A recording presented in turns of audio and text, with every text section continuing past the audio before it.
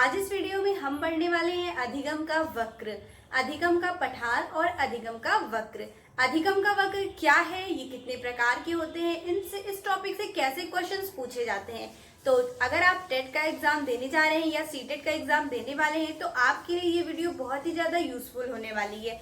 इसके अलावा सेमेस्टर में भी इस टॉपिक से क्वेश्चंस पूछे जाते हैं। तो इस वीडियो में हम लास्ट में आपको बताएंगे कि इस टॉपिक से कैसे क्वेश्चंस पूछे जाते हैं। तो सबसे पहले हम बता दें आपको अधिगम का वक्र क्या होता है। तो अधिगम, अगर अधिगम शब्द का अर्थ की बात करें तो इसका अर्थ होता है सीखना।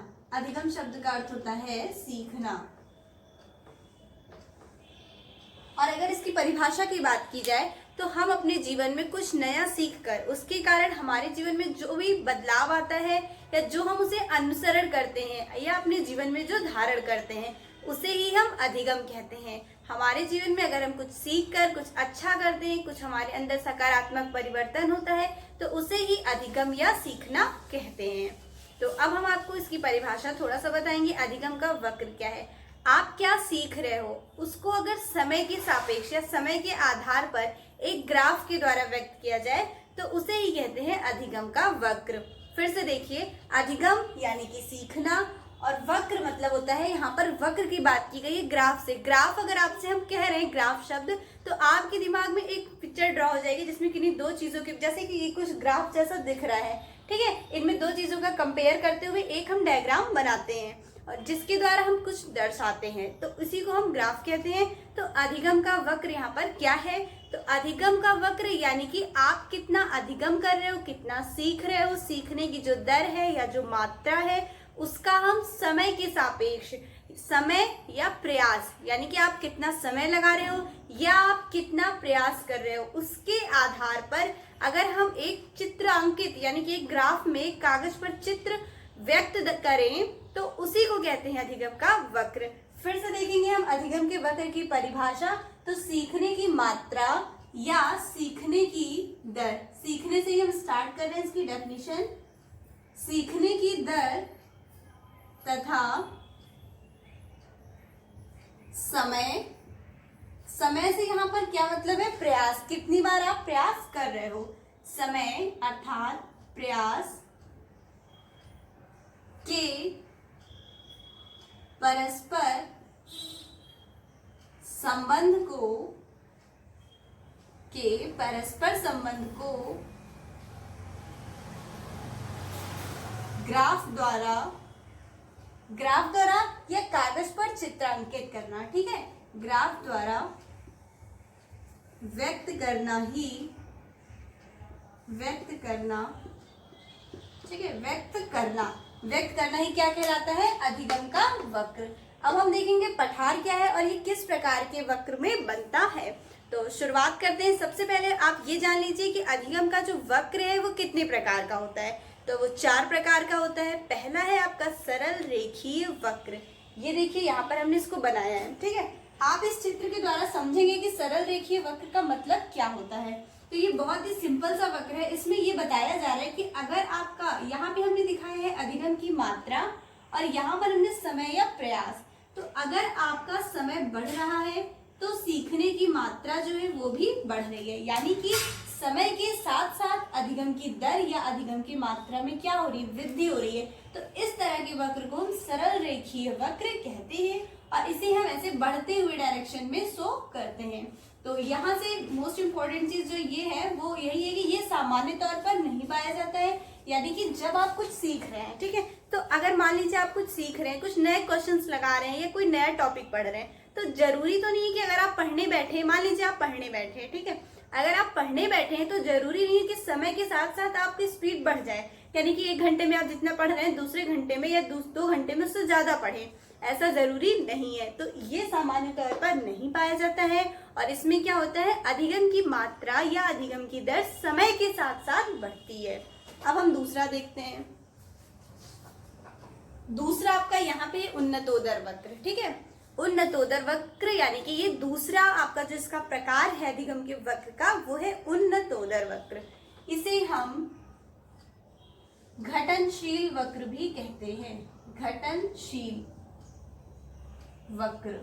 यहाँ से क्वेश्चन पूछा जाता है, निम्नलिखित में से कौन सा घटनशील वक्र है, या किस वक्र में या अधिगम के किस वक्र में समय के साथ साथ अधिगम की मात्रा घटती है। तो आंसर होगा उन्नतोदर वक्र या घटनशील वक्र। ठीक है, तो अब इसके बारे में हम थोड़ा सा यहाँ पे जानेंगे। जैसे कि आमतौर पर क्या होता है, आप मान लीजिए लगातार बच्चों को क्लास में पढ़ा रहे हैं, तो अगर बच्चों को पढ़ा रहे हैं और फिर एक ही चीज बार बार उन्हें पढ़ाई जा रही है, तो थोड़ी देर बाद उनका मन नहीं करता है वो चीज पढ़ने का, उनका मन करता है कुछ नया वो पढ़ें या कोई नया टॉपिक पढ़ें। ठीक है, तो उस टाइम पे क्या होता है, वो बोर हो जाते हैं और फिर जो उनकी जो सीखने की मात्रा है या जो सीखने का दर है वो थोड़ा सा कम हो जाता है और एक पॉइंट पे आकर वो रुक जाता है, यानी कि उस पॉइंट पे आकर वो नया सीखने के इच्छुक नहीं रहते हैं। तो वही चीज है यहाँ पर उन्नतोदर वक्र या घटनशील वक्र। तो यहाँ पर आप देखिए इस फिगर के माध्यम से क्या दिखाया गया है। तो ये ग्राफ है, इसमें भी यहाँ अधिगम की मात्रा और यहाँ पर समय यानी कि प्रयास दिखाए गए।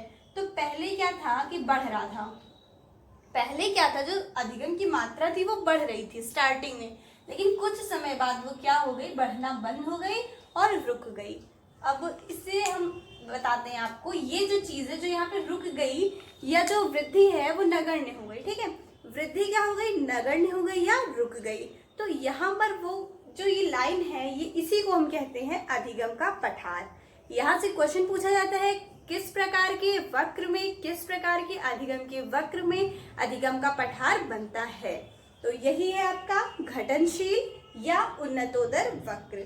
तो यहाँ पे ये वक्र जो ये पठार दिख रहा है, तो यहाँ पे थोड़ा सा हम आपको बताएंगे, ये आपका पर्वत है और ये आपका पठार है। पर्वत और पठार में यही अंतर होता है कि जो पर्वत होता है उसकी एक चोटी होती है, वो ऊंचा होता है, लेकिन जो पठार होता है वो कुछ भाग पर समतल होता है।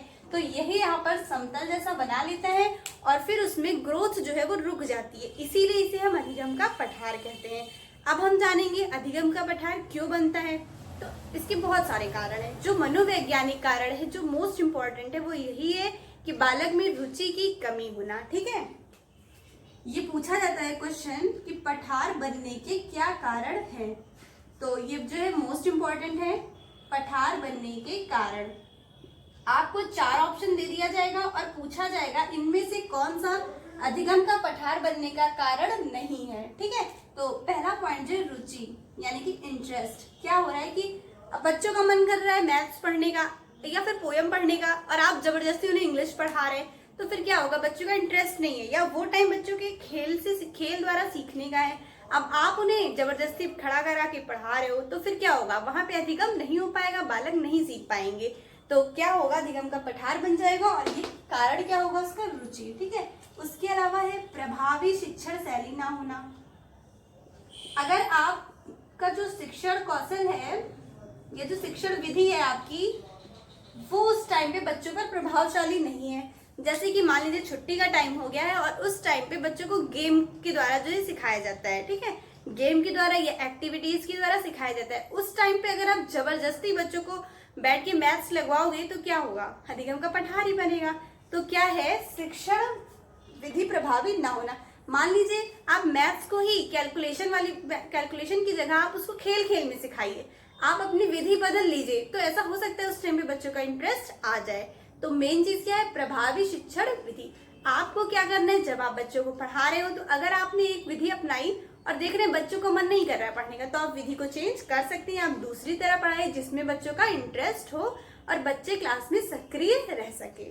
ठीक है, यही मनोवैज्ञानिक कारण है। इसके अलावा बहुत से कारण हो सकते हैं, जैसे कि घरेलू कारण, बच्चा घर से परेशान होकर आया हो तो भी अधिगम का पठार बन जाएगा। एक टाइम पे उसको लगेगा कि अब नहीं मन लग रहा है उसका, ठीक है, या उसको भूख लगी हो, बहुत सारे ऐसे कारण हो सकते हैं अधिगम का पठार बनने का। तो अधिगम का जो पठार है ये मोस्ट इम्पोर्टेंट टॉपिक है और इसको समझना बहुत जरूरी है। अब हम बात करते हैं तीसरे वक्र की।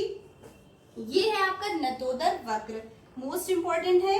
यही क्या होता है कि ये थोड़ा सा इम्पोर्टेंट इसलिए क्योंकि इसमें क्या होता है, जो अधिगम की मात्रा है वो समय के साथ बढ़ जाती है। जैसे पहले क्या होता है, ये ऐसा तब होता है जब हम मैथ्स पढ़ रहे होते हैं। ठीक है, मान लीजिए हम मैथ्स पढ़ रहे हैं और नया टॉपिक को उठा लिए, ठीक, फिर क्या होता है, स्टार्टिंग में वो टॉपिक हमें नहीं समझ में आता है, तो हमें लगता है कि नहीं, हमसे नहीं हो पाएगा, रहने दो।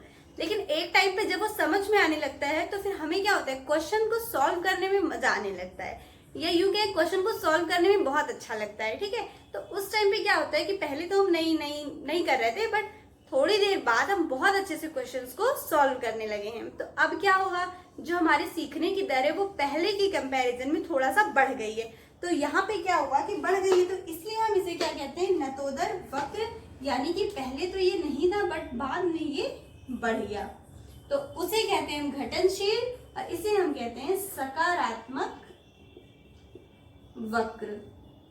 सकारात्मक, क्योंकि लास्ट में ये क्या हो रहा है, पॉजिटिव सेंस दे रहा है, यानी कि ये बढ़ जा रहा है। इसके अब अगर बात करें इसकी शेप की, हम बात करें तो ये कैसा बना रहा है, अंदर की तरफ ये धंसा हुआ है, ठीक है, यानी कि कॉनकेव, अंदर की तरफ धंसा हुआ है, केव यानी कि गुफा, और यहां पर है कॉन्वेक्स।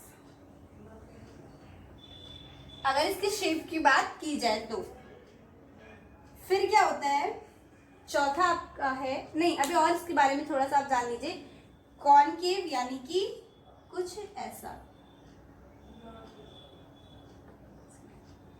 ठीक है, और ये है कॉन्वेक्स अगर हम शेप की बात करें तो।